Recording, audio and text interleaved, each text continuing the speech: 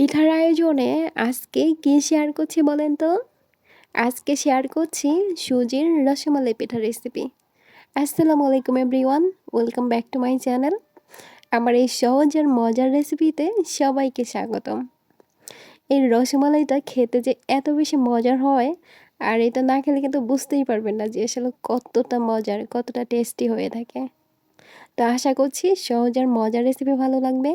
আমার কাছে স্পেশালি এর মালাইটা অনেক বেশি ভালো লেগেছে। তো চলেন তাহলে মূল রেসিপিতে যাওয়া যাক। তো প্রথমে আমি একটা প্যানের মধ্যে দিয়ে দিচ্ছি ঘি। এখানে আমি 2 টেবিল চামচ পরিমাণে ঘি দিয়েছি আর দিয়েছি 1 কাপ পরিমাণে সুজি।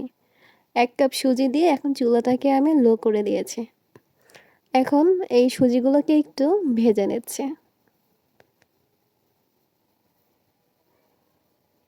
তো সুজিটা ভাজা হয়ে গেলে দিয়ে দিচ্ছি লিকুইড দুধ। এখানে আমি 1 গ্লাস পরিমাণে দুধ দিয়েছি। তো সাথে সাথে কিন্তু নাড়াচাড়া করে এই একটা শক্ত ডো তৈরি করে নিচ্ছি। তো চুলাটাকে কিন্তু একদম লো করে দিয়েছি, না হলে কিন্তু পুড়ে যাবে। তো এর মধ্যে এখন দিয়ে দিচ্ছি গুড়। এখানে আমি আধা কাপ পরিমাণে গুড় দিচ্ছি।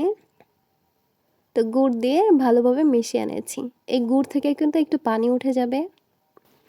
এই রেসিপি শুধু এই ডোটা তৈরি করতে একটু সময় লাগে, আর বাকি বাদ যে কাজ আছে তো সেগুলো কিন্তু খুব তাড়াতাড়ি হয়ে যায়। তো আশা করছি সহজ আর মজার রেসিপি ভালো লাগবে। এই রেসিপিটা আসলে অনেক বেশি সহজ। তো গুড়টা মিশিয়ে এখন দিয়ে দিচ্ছি 1 কাপ পরিমাণে নারিকেল। এখানে 1 কাপ পরিমাণে নারিকেল কোড়া দিয়ে দিচ্ছি। তো দিয়ে আবারও ভালোভাবে মিশিয়ে নিচ্ছি।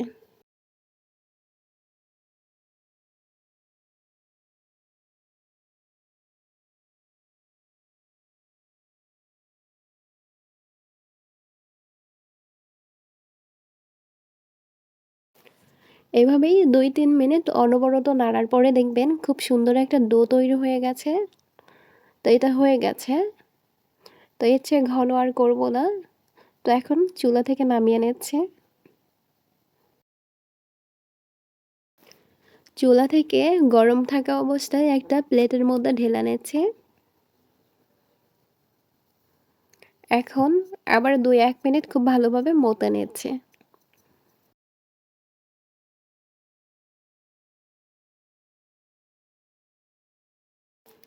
2-1 মিনিট খুব ভালোভাবে মথে নেওয়ার পরে দেখবেন খুব সুন্দর একটা ডো তৈরি হয়ে গেছে।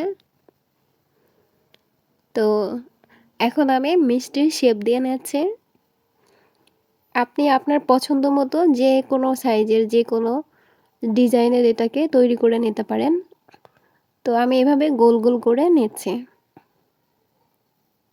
এভাবে সবগুলোকে আমি গোল গোল করে মিষ্টির মতো করে তৈরি করে নিচ্ছি। তো খুবই সহজ কিন্তু একটা রেসিপি, আর এটা খেতে কিন্তু অনেক বেশি মজার।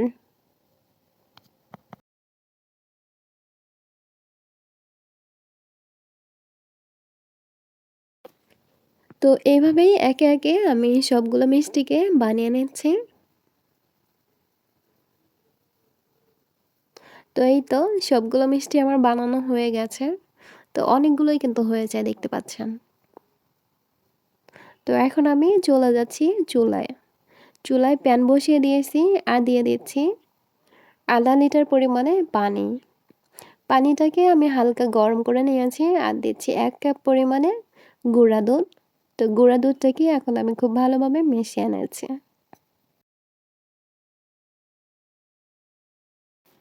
গুঁড়া দুধটা মিশে গেলে দিয়ে দিচ্ছি সামান্য পরিমাণ লবণ। আর দিয়ে দিব কিছু পরিমাণে গরম মশলা, দারচিনি আর ছোট এলাচ দিয়েছি। তো এখন এই দুধটাকে 2-3 মিনিট জাল করে নিচ্ছি। এর মধ্যে দিয়ে দিচ্ছি চিনি। এখানে আমি 1/4 কাপ চিনি দিচ্ছি। তো চিনি দিয়ে আমি 2 থেকে 3 মিনিট জাল করে একটু ঘন করে নিব। এই মালাইটা যতটা ঘন হবে আর এই রসমালাইটা খেতেও কিন্তু ততটাই মজার হবে।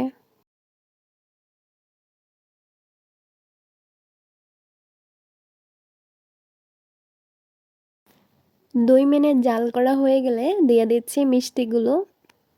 তো একে একে সবগুলো মিষ্টিকে আমি দিয়ে দিচ্ছি। তো মিষ্টিগুলো দিয়ে আমি একটু হালকা করে নেড়ে দিচ্ছি। তো এখন আবারও 2 মিনিটের মতো জাল করে নিচ্ছি। তো 2 মিনিটের মতো জাল করলে এর রসটা কিন্তু মিষ্টির ভিতরে খুব ভালোভাবে ঢুকে যাবে আর অনেকটাই কিন্তু সফট হবে।